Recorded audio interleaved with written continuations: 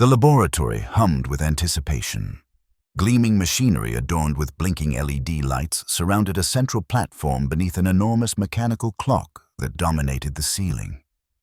The year was 2045, and time travel had finally reached the experimental stage. The air was thick with the scent of metal and ozone, a tangible reminder of the tremendous energy contained within the laboratory's walls. Minbuck stood before the time machine, his heart racing.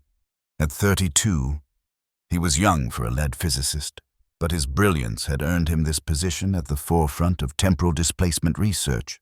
Today would mark humanity's first attempt at sending a conscious human being through the time stream. The risks were enormous, the potential rewards even greater. And Min had volunteered to be the first. "Final systems check complete," called Engineer Huang Vu from the control station. His fingers danced across holographic displays, monitoring the countless variables required for successful temporal displacement. Quantum stabilizers at optimal levels, micro-wormhole initiators primed. "Are you absolutely certain about this?" "Min?" Dr. Mai Lin's voice carried across the laboratory. She approached, concern evident in her dark eyes. As the project's lead theoretical physicist, she understood better than most the risks Min was taking. "The simulations were promising, but we've never tested this with organic matter of this complexity." Min nodded, straightening the metallic suit that would hopefully protect him during the journey. "Someone has to be first. Mai, we've run every possible test. The monkeys returned safely. The calculations are sound. Monkeys aren't humans," she countered. "And they were only displaced for milliseconds. You're attempting a 5-year jump. The temporal consequences have been thoroughly accounted for." Min completed her sentence with a confident smile that belied the flutter of anxiety in his stomach. "This is my life's work. Our life's work. I can't ask someone else to take this risk." She held his gaze for a long moment before nodding reluctantly. "Just remember the protocol. 5 minutes in the future, then immediate return. No interaction, no exploration. Simply verify displacement success and activate the return beacon."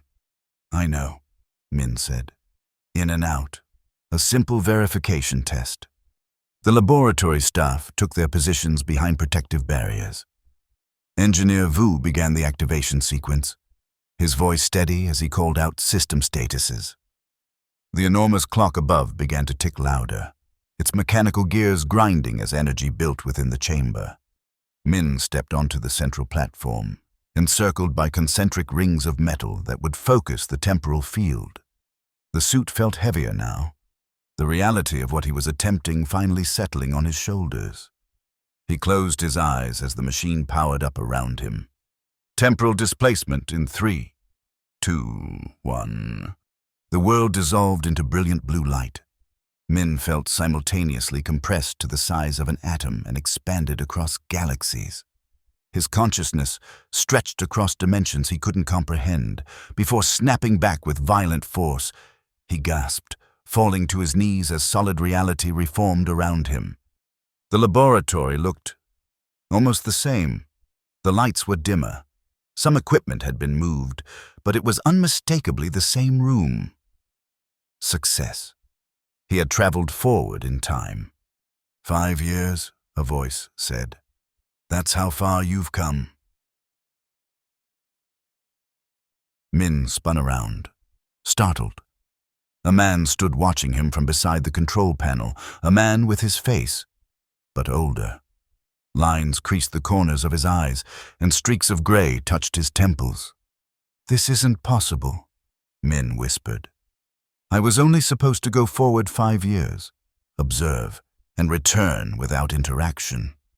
That was the protocol, his older self agreed with a wry smile. But when has anything in quantum physics ever gone exactly as planned? Before Min could respond, a door at the far end of the laboratory opened.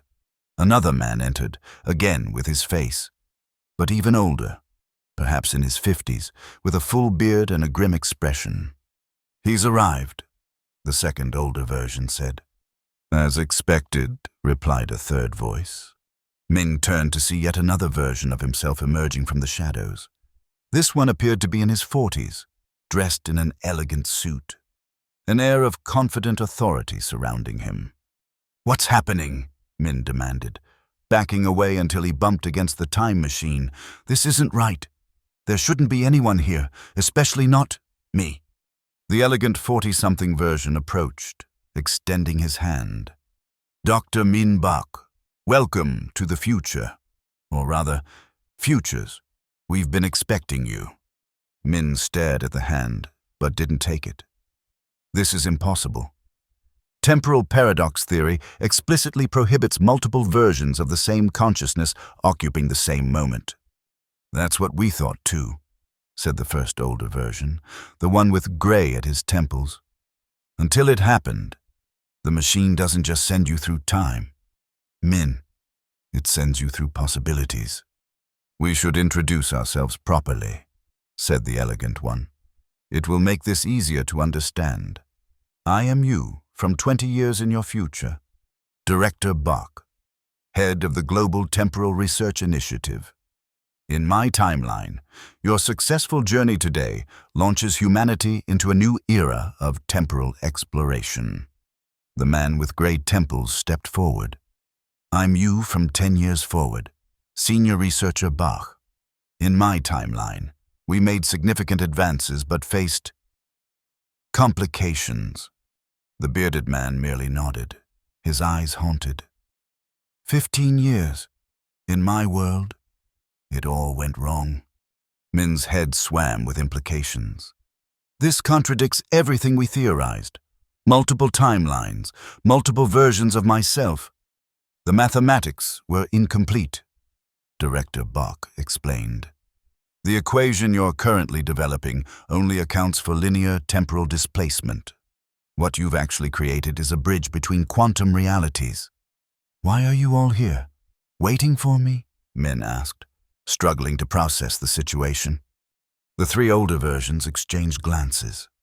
"Because this moment, your moment, is the divergence point," Senior Researcher Bach explained. "The decisions you make upon returning will create all of our realities, and others. We each came back to influence that decision," added the bearded Bach grimly. Min felt a chill run down his spine. "What decision? I'm just here to verify displacement success." Director Bach smiled, but it didn't reach his eyes. "Come, we have much to show you, and very little time." The elegant Director Bach led Min through the laboratory, which had clearly evolved over decades. Advanced equipment lined the walls, and holographic displays showed temporal maps of extraordinary complexity. "In my timeline," Director Bach explained, "you return with proof of successful time travel. The project receives unprecedented funding. Within 5 years, we perfect controlled temporal displacement. Within 10, we established the Global Temporal Research Initiative." He gestured proudly at the achievements displayed around them. "We've revolutionized humanity's understanding of physics. We can observe any moment in history, predict future events with near-perfect accuracy, and send observers across the temporal spectrum." "That sounds remarkable," Min said, examining the displays with growing excitement. "Everything we hope to achieve." "Indeed," Director Bach's voice took on a subtle edge. "But such power comes with complications. Governments, corporations. Everyone wants control of time itself. I've spent my career navigating political minefields, making compromises to ensure our work continues." Min noticed something in the director's eyes, a hardness that felt foreign. "What kind of compromises?" Before Director Bach could answer, Senior Researcher Bach interrupted. "He won't tell you the full truth. Show him the Temporal Security Division. Director, show him the memory suppressors and the surveillance systems." Director Bach's expression darkened. "Every revolutionary technology requires safeguards. We can't allow temporal knowledge to fall into the wrong hands." "So you became the arbiter of who can know what?" Senior Researcher Bach challenged. You sacrifice the very principles of scientific openness that made our discoveries possible. You're naive, Director Bach snapped. Without control, there would be temporal chaos. History itself would become malleable to anyone with access.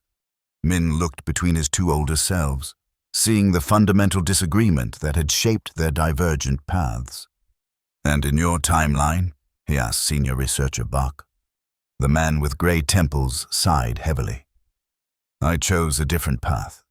When I returned from this first journey, I insisted on greater ethical oversight. Progress was slower, more cautious. We advanced the science significantly, but we shared our discoveries openly with the international scientific community, which diluted our control, Director Bach interjected, which prevented any single entity from monopolizing temporal access. Senior Researcher Bach countered.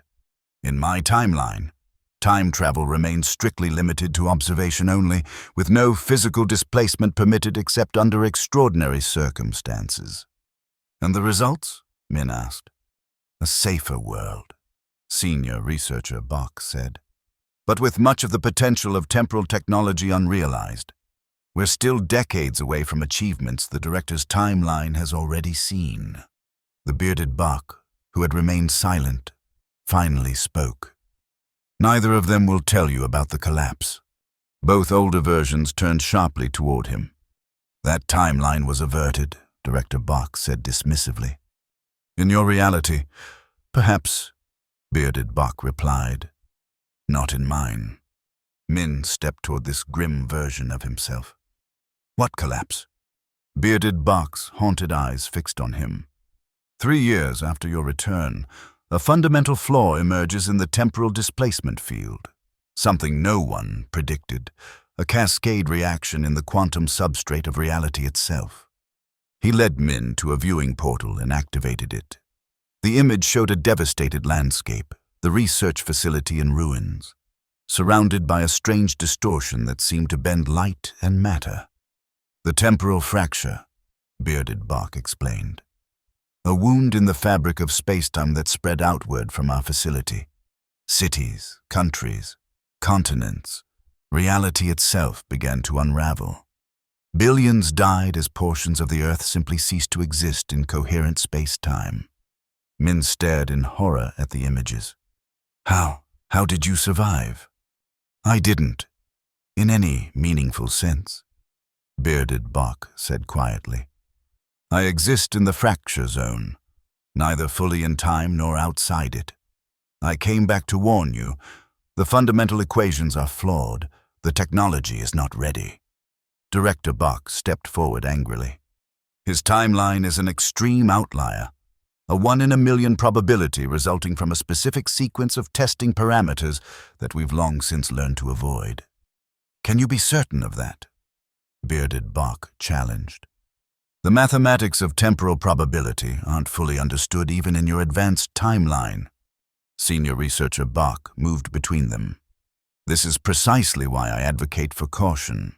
We don't fully understand the consequences of what we're tampering with. Min's mind raced, trying to process these conflicting futures. There must be commonalities between your timelines, decision points that led to these different outcomes. The 3 older versions fell silent, exchanging uncomfortable glances. There are, Director Bach finally admitted, personal choices as much as scientific ones. Senior Researcher Bach nodded slowly. My Lin. Min felt his cheeks flush at the mention of his colleague's name. What about her? In my timeline, Director Bach said, you choose the project over her. She warns about the ethical implications, threatens to go public with concerns. You have her removed from the project. I would never do that, Min protested. For the greater good of humanity? Director Bach raised an eyebrow. I made that choice. The work was too important to be delayed by one person's doubts. Senior Researcher Bach shook his head. In my timeline, you listen to her concerns. You implement additional safeguards. Slow down to address the ethical questions. You marry her 3 years from now, and she becomes one of the leading voices in temporal ethics. Director Bach said with a hint of bitterness. Limiting what could have been achieved. Saving what could have been lost, Bearded Bach corrected. In my timeline, I ignored her too, but for different reasons. I was so fixated on solving the quantum stability problems that I pushed everyone away. When the early warning signs of the fracture appeared, I had no one to provide perspective. I pursued solutions that ultimately made things worse. Min struggled to reconcile these different versions of his future self. Each had made choices that seemed reasonable from their perspective, yet led to vastly different outcomes. There's something all of you aren't telling me, Min said, studying their faces. Some other factor that caused these divergences. The three exchanged glances again. The equation, they said in near unison. 3 months after you return, Director Bach explained, you'll have a breakthrough in temporal field stability. An elegant solution that seems to solve the containment problem. But the equation has a flaw. Senior researcher Bach continued, a subtle error that only becomes apparent under certain conditions. In my timeline, Director Bach said, we discover the flaw before implementation and correct it, leading to safe expansion of the technology. In mine, said senior researcher Bach, Mylin's insistence on additional testing reveals the problem before full deployment, allowing us to develop limited but safer applications. Bearded Bach's voice was barely above a whisper. In my world, we missed it entirely until it was too late. Min felt the weight of future knowledge pressing down on him. So what am I supposed to do with all this? Which future should I choose?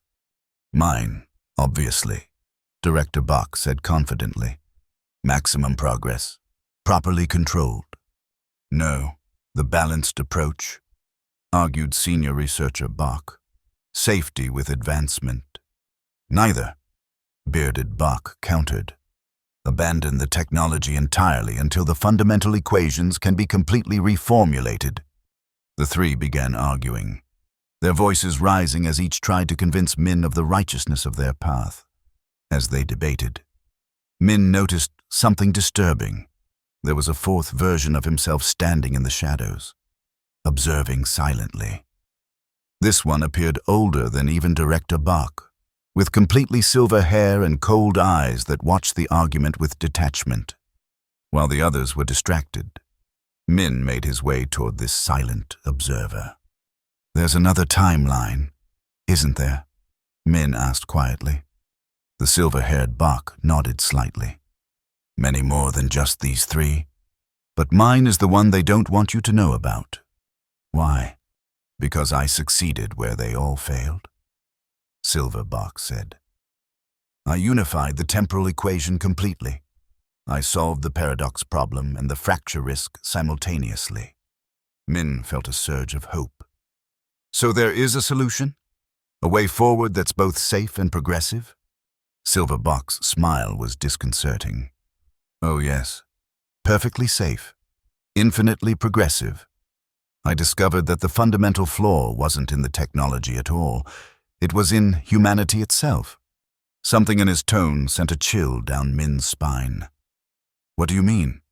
Humans can't be trusted with control of time, Silver Bach explained matter-of-factly. Their petty motivations, their short-sightedness, their emotional attachments, all liabilities. In my timeline, I removed the human element from the equation. He gestured, and a holographic display activated, showing a world where enormous temporal machinery dominated city skylines. People moved about like automatons, their movements oddly synchronized. Temporal harmony, Silver Bach said with something like reverence. I developed an algorithm that calculates optimal outcomes and adjusts temporal reality accordingly. No more war, no more climate disaster, no more inefficiency. Every human life calibrated for maximum contribution to the species. Min backed away in horror. You've turned people into puppets. I've freed them from the burden of consequential choice. Silver Bach corrected. The algorithm makes better decisions than humans ever could. I've created a perfect world. A perfect prison, Min said. Silverbuck's expression hardened. You still think like them. Emotional. Irrational. You'll outgrow it, as I did. The math is all that matters in the end. Perfect, elegant, undeniable math. Before Min could respond, the laboratory shook violently. Alarms blared, and the air filled with the scent of ozone and burning circuitry. "What's happening?" Min shouted over the noise. The three arguing Boks stopped immediately, looks of concern crossing their faces. "Temporal instability," Director Bok said, rushing to a control panel. "Multiple versions of the same consciousness in one time stream. It's destabilizing the quantum field." "We've stayed too long," Senior Researcher Bok added, checking readings on a wrist device. "The convergence is collapsing." Bearded Bok grabbed Min's arm. "You need to return to your time immediately, before the bridge collapses completely." Silver Bok remained calm amidst the chaos. "Or you could stay. Join me in creating the perfect future." "Don't listen to him," Director Bok warned. "His timeline is an abomination." The laboratory shook again, more violently. Cracks appeared in the walls, glowing with the same eerie blue light as the time machine. "We don't have time for this," Senior Researcher Bok said urgently. "Min, you must go now and make your choice." Min looked between the four versions of himself, the ambitious director, the cautious researcher, the traumatized survivor, and the cold-eyed perfectionist. Each represented a possible future stemming from his decisions. "I don't know what to do," Min admitted.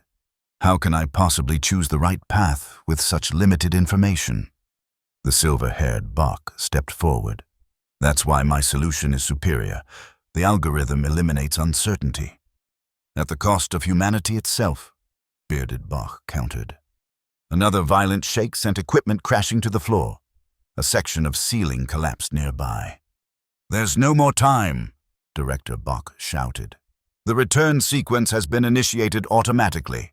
Min, remember what I showed you, the potential, the progress." "Remember the risks," Bearded Bok called out. "Find balance," urged Senior Researcher Bok. Silver Bok merely smiled. "The math will lead you to me eventually." Blue light began to envelop Min as the temporal field reactivated. The laboratory and his future selves started to fade from view. In the last moment before displacement, Min noticed something he hadn't before, a photograph partially visible in Senior Researcher Bok's wallet as it fell from his pocket during the chaos. It showed Min and Mai Lin, looking happy, with a child between them. The world dissolved once more into brilliant blue light. The sensation of being simultaneously compressed and expanded returned. Even more intense than before, Min felt as though his consciousness was being torn apart and reassembled. With a gasp, he collapsed onto the platform in his own time, his own laboratory. Engineer Vu and Dr. Mai Lin rushed forward, helping him to his feet. "Min, are you all right?" Mai's concern was evident in her voice. "You were only gone for 30 seconds on our end." Min looked around wildly, his mind still processing everything he'd experienced. The laboratory looked exactly as he'd left it. No future versions of himself, no advanced equipment, no temporal fractures in the walls. "How long?" he managed to ask. "How long was I gone from my perspective?" Engineer Vu checked the readings. "According to the temporal displacement field measurements, you experienced approximately 12 hours subjectively. Far longer than we anticipated. What did you see?" Min's gaze fell on Mai Lin, remembering the photo he'd glimpsed in the collapsing future. Then he looked at the time machine, recalling the devastation of the temporal fracture and the cold perfection of Silver Bok's world. "I need to check the equations," he said urgently. "All of them. From the beginning." Over the following weeks, Min threw himself into reviewing every aspect of the temporal displacement technology. He barely slept, running simulation after simulation, checking calculations against multiple verification methods. The rest of the team grew concerned about his obsession, but he couldn't explain the full truth of what he'd seen. 3 months after his journey, just as his future selves had predicted. Min had a breakthrough late one night. The elegant solution to temporal field stability appeared in his mind with perfect clarity, the same equation that had led to either triumph or disaster in different timelines. He stared at the formula glowing on his screen, understanding its beauty and its potential danger. In that moment, he stood at the divergence point his future selves had described. A soft knock at the laboratory door interrupted his thoughts. Mai Lin entered, carrying 2 cups of coffee. "You're still here," she said, setting 1 cup beside him. "It's nearly midnight." "I found it," Min said quietly. "The solution to the stability problem." Mai leaned over his shoulder to examine the equation. Her proximity reminded him of the photo he'd glimpsed, a future that had seemed happy, balanced. "It's beautiful," she admitted after studying it. "But have you considered the implications of this variable here?" She pointed to a section of the formula. Min felt a chill. That was precisely where the flaw had been hidden in some of the timelines. What about it? Under extreme conditions, couldn't this lead to cascade amplification? She asked, if the temporal field expanded beyond these parameters. Min stared at her, then back at the equation. She had identified the potential problem immediately, just as senior researcher Bach had said she would. "You're right," he said slowly. "It needs additional constraints." As they worked together through the night, Min thought about the different futures he'd witnessed. Director Bach had achieved remarkable progress, but at the cost of ethical compromise. Bearded Bach had experienced catastrophe born of obsessive isolation. Silver Bach had found mathematical perfection that destroyed humanity's essence. And senior researcher Bach had chosen a middle path, balancing progress with caution, science with humanity. By morning, they had modified the equation to include additional safeguards. It wasn't as elegant as the original, and it would limit the potential applications of the technology, but it addressed the fatal flaw. "We should present this to the full team," Mai suggested as sunlight began streaming through the laboratory windows. "Get multiple perspectives before implementation."